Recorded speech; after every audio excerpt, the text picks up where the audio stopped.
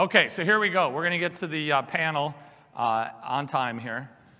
So I've got some clients here. Why don't you guys grab your seats and come over and join the table. Can we give these guys a round of applause?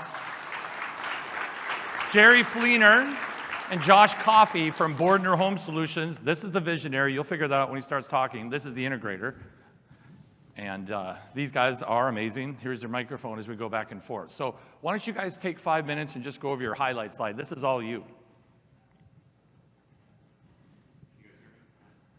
Yep.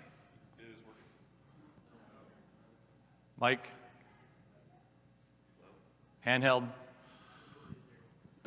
There you go. There we go. Good deal. My name's Jerry Fleenor. I'm the president and owner of Bordner Home Solutions. We're out of Colorado Springs. Josh is, like Chris said, is my integrator.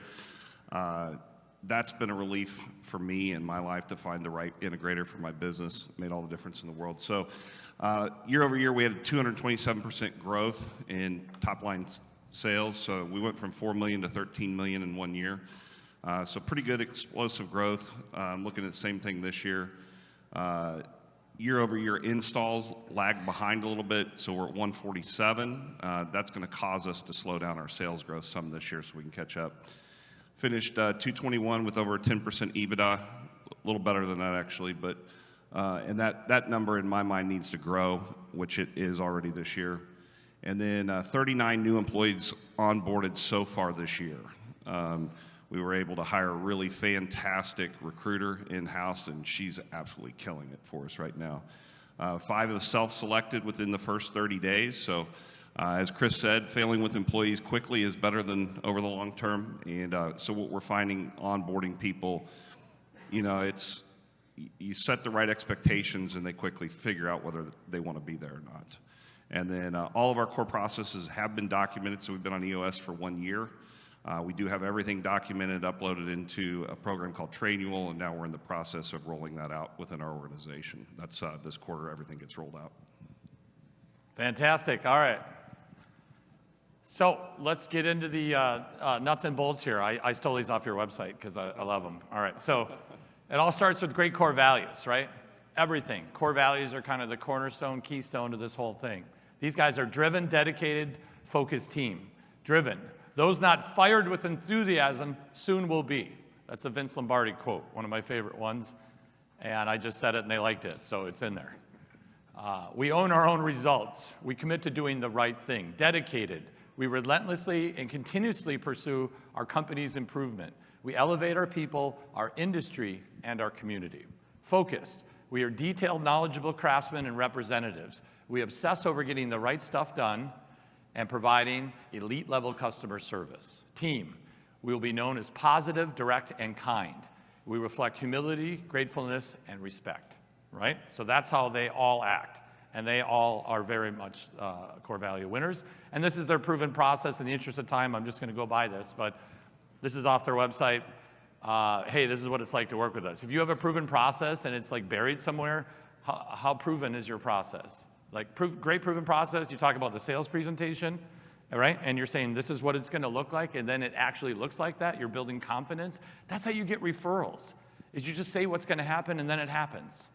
So if you're not leveraging your proven process, I would challenge you to use it everywhere. All right, now we're getting down to brass tacks here, about halfway in. Okay, perfect. So now we're going to workshop this, and are we going to have a lot of questions for my visionary and integrator, or just a few, so I can do time management? So raise your hand if you want to pick brains, or you just want to get a spiel here. So raise your hand high if you're going to have questions, because then I'm going to manage my time a little differently so we can do Q&A. Okay, so we got 5 or 6. All right, that helps me out. Thanks, guys. And then, obviously, don't be shy. We've got a microphone there, and questions are okay. We're workshop mode right here. All right, so you have a worksheet. Everyone grab your worksheet. Okay, so this is how it works. It's 5 steps. So the first thing you do, step 1, is there's an accountability sheet cover page. So you know it's set up like an accountability chart sheet. That's the second page, right? I'm going over the instruction page now. Okay, so roll 1 to 5. I put a red line there because you shouldn't have more than 5 rows, but I know there's some cheaters in the crowd, so I gave you a couple of lines. But you really should get to 5 bullets because it's really hard for people to be awesome at more than 5 things, okay? So the first thing you're gonna do is you're gonna fill that out. The most important thing or most difficult thing goes at the top. Like their unique ability, that's kind of at the top of the seat, okay? Super important, and then you put the least important thing or the thing they'll probably delegate to elevate at number 5. Oh, by the way, when we're hiring people, and this is something these guys are great at, when you hire someone, they don't just have to GWC the seat you're hiring for. You should take a really good look at that 5th or 4th bullet point on the seat above them. Because if we're growing and we're using EOS correctly, we're going to need to delegate to elevate. So right at the hire, not only can you do this job, do you have the aptitude to do that one? That's going to be a good hire for us. Okay, so you just rank them in the order of importance. The second step is you put the percentage of time. Let's say my friend Adam here, and I'm picking on you today. Also, a couple of my awesome clients here from Hensel Phelps Contracting. I'd say, hey, Adam. Adam loves TPS reports. We all know what those are, right? Okay. So he loves to do TPS reports. I don't, but he does. And I only want Adam to do TPS reports 10% of the time, but there he is, not 4 hours a week, more like 30 hours a week. And I'm like, hey, man, you got to let go, okay? So it's important we also have clear communication that they know what your expectation is, that these are the order of importance and this is the amount of time I would like you to spend as a percentage of your hourly. All right, so we got that, keep it at 5 or less. So then we go to the next page, which is, it'll say role number 1. There's five there, okay? And then the role worksheet. So let's like use LMA, for instance, or any of these other things. You kind of, let me grab yours real quick. All right, so you put the role title, percentage of time, and then remember what I said here? This is where this goes. So the bullet point, the detail. Spell that out for me. What does like success look like when they're owning that? Scorecard metrics. Oh, that's this number on the sales team, sales and marketing scorecard, and this number on the leadership team scorecard. Any scorecard numbers that represent success for that role, put that there. Process. See the Bordner way appointment setting process, version 1.1, right? That's what that would say right there. And then tool would be like EOS 1, right? That's the software, or Salesforce, or QuickBooks. Like any ERP, CRM, any acronym, put those acronym tools right there. And then we have 1 to 10. So common sense would just be like, hey, what's a 10? Let's start at the top. That's where everybody I work with is like, what's a 10? They're not, hey, what would a 1 be? No, we don't want any 1s. I haven't had anybody actually fill a 1 out. There's usually a line from like 6 or 5 or 4 that just says unacceptable. Like if you're in this zone, you definitely don't GWC this. Like we don't even need to talk about it. Like we're losing money on you in this role. Like not good. So what we do is we figure out a 10, and then you use math to go down. So where I went to school, we'll just use easy math, 10%. Whatever my 10 was, oh, by the way, the 10 has to be possible. It's not some unicorn level that could be achieved, some state, right, enlightenment that you could achieve after 20 years. Nope. It's like your best person on the team's probably a 9, maybe a 10. Just don't overthink this. You can rework the worksheet anytime it doesn't work for you, okay? It's not a tattoo. You can change it. It's okay. So that's a 10, and then we use 10%. That's a 9, that's an 8, that's a 7. Or if the range is tighter, you could use 1%, 2.5%, 5%. You could use 20. You could use a wider range, but usually it's 10% or less. So if it's only 2.5% between a 9 and a 10 because the range is tight, then that's a fair way to measure it. So use your own math here. It's just a worksheet, like everything else. It's simple. You can go ahead and make it complex later. All right, so that's how it works. So what we have here are some examples, and this is where I'm going to have you just take over, Josh, and you've got 10 minutes to run through both of these. I got to stand up. I'm an energy guy. So how many, I'll say when Chris introduced this tool to us, I'm the type of guy that when I look at a process, it takes me a second because I'm an integrator. I want to absorb it, and it was overwhelming at first. So as far as the look of this thing, just focusing on this piece, as far as the accountability cover sheet, What it does is it really just allows us to tie together some dots. And one thing that I found really quick is that we ran this through all of our leaders, all of our mid-managers. How many people believe that their roles and responsibilities for everybody is clear? I did, and I can tell you that it wasn't. Like, even though that we strive really hard for clarity amongst every role and responsibility in our company, when we started going through this exercise, I realized my version of what they believed that they were supposed to be doing, like with this first one, PLM and on-site scheduling. Their version of that was way different than what my idea was. And so it was very clarifying, which wasn't, to me, it was a byproduct of doing this exercise, because it allows us to not just take the 5 roles and responsibilities for that individual person, but allows us to take it and break it apart to really see what things are they succeeding at and what are they not succeeding at. He gave the example of Carlos with 3 yeses. And I've been in those conversations since we've been on this EOS journey, where I have people that are absolutely killing it, and no matter what environment that you put them in, they're going to succeed. However, maybe they're at an 8, and I need to help coach them to a 9. And what this does is it allows me to be more granular on a very simple, objective scale. I trust my gut, but whenever possible, I like objective data. And so one thing that it challenged our team to do is to really be creative with the data metrics and really tying one thing to each one of these roles and responsibilities so that we have a full understanding of exactly who the person is that's in front of us, where they're going, where they're growing, and then how we can help support them. Because otherwise, if we don't have an understanding, Chris had pointed out, like, we have 5 roles and responsibilities, number 4 and number 5 in the seat above. I'm looking at promoting every person that we have inside of our company because they know the Bordner way, period. I mean, that's the most important thing, is that culturally, we have to create an environment where these people want to be here, not because I asked them to be, but because they truly want to be here. And the way that this tool is the piece of that. All right, let's just pop through it and explain kind of how you came to this, Josh.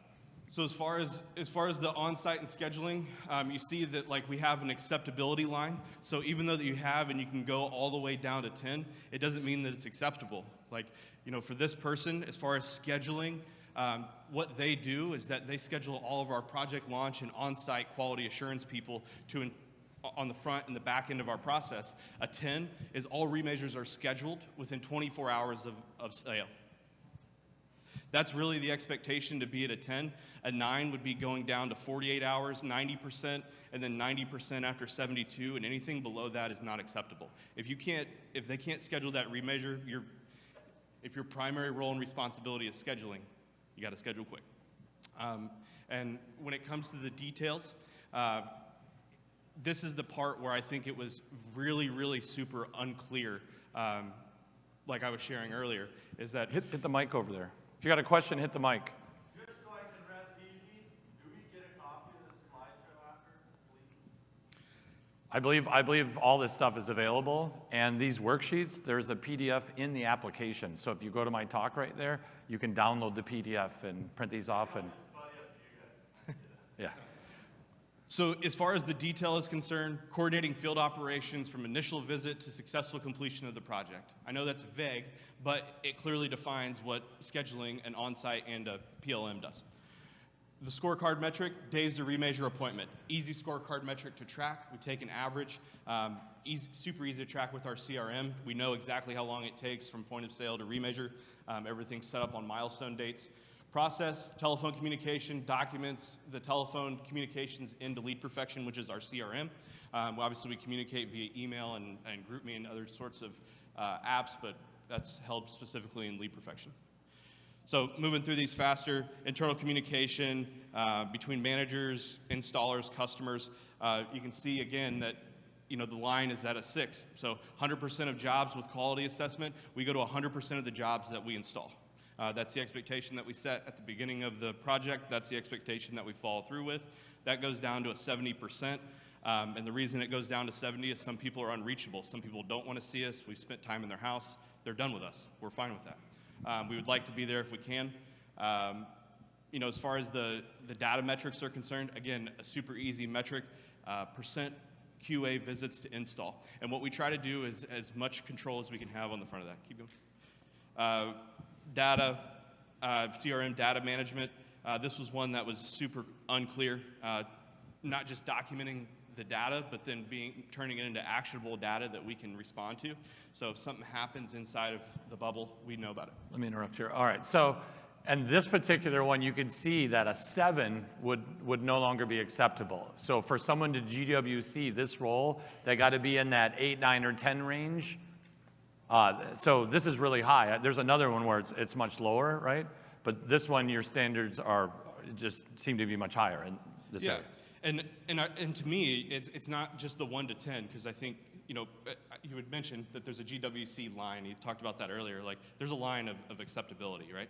And so each one of those things have an acceptability line. It doesn't mean that you're bad. It just means that there's coaching opportunities. Like, just looking at that objectively, they're on the line on 2 things, like CRM data management and then material verification and lead time specialist.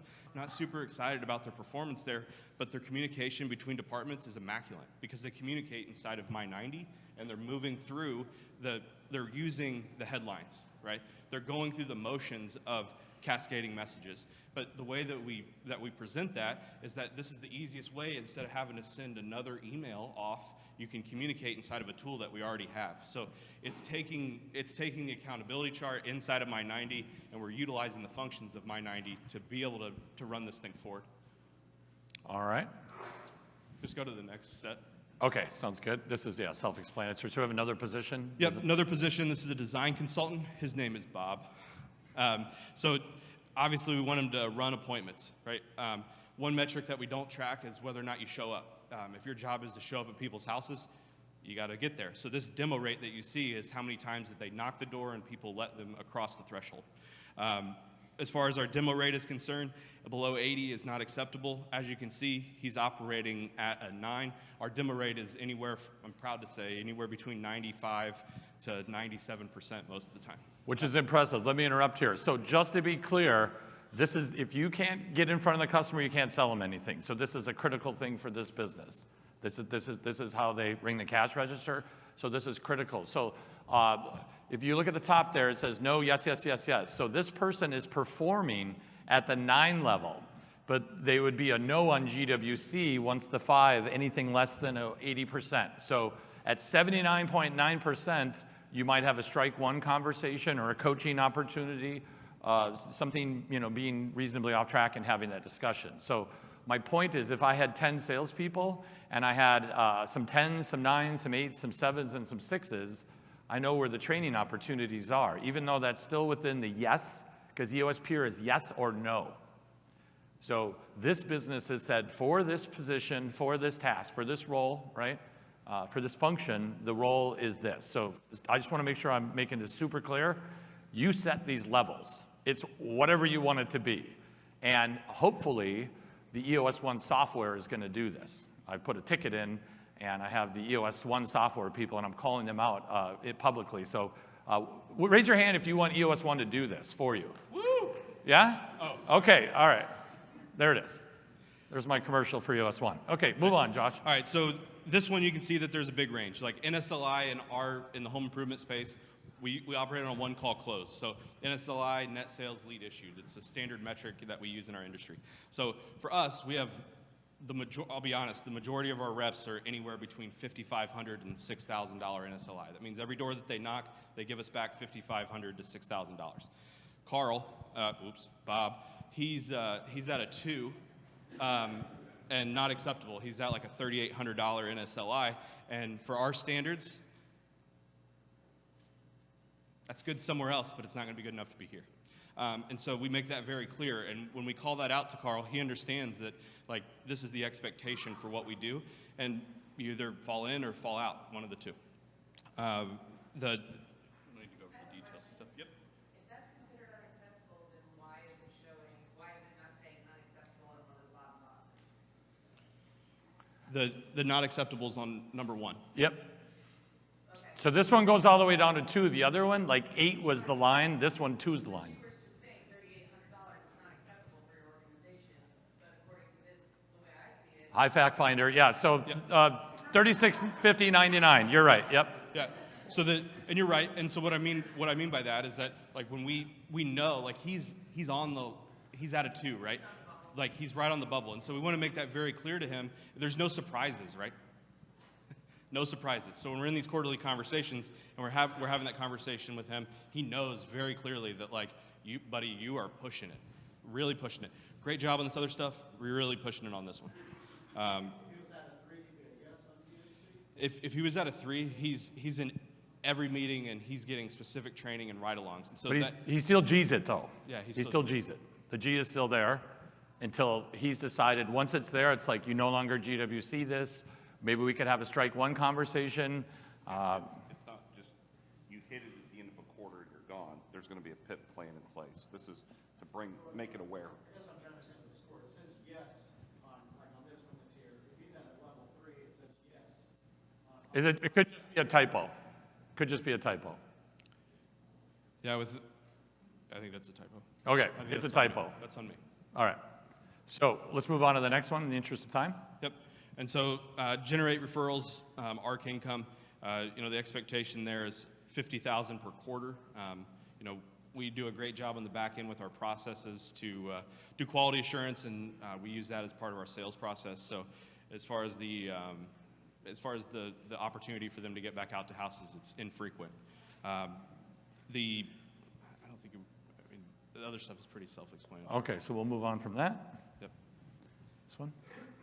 Yeah, comprehensive knowledge of financing programs. Oh, time. I meant to talk about that. So as far as the time is concerned, like one thing that we did when we were going through that exercise is that we were going through and we were moving the actual roles and responsibilities around again. That was one of those clarifying moments where we realized really quick that we didn't have everything that we needed, and we're super duper clear as to how much time you should be spending. Like, for this design consultant, 35% of his time is windshield time going to somebody's house, and so him knocking the door is extremely important for our business.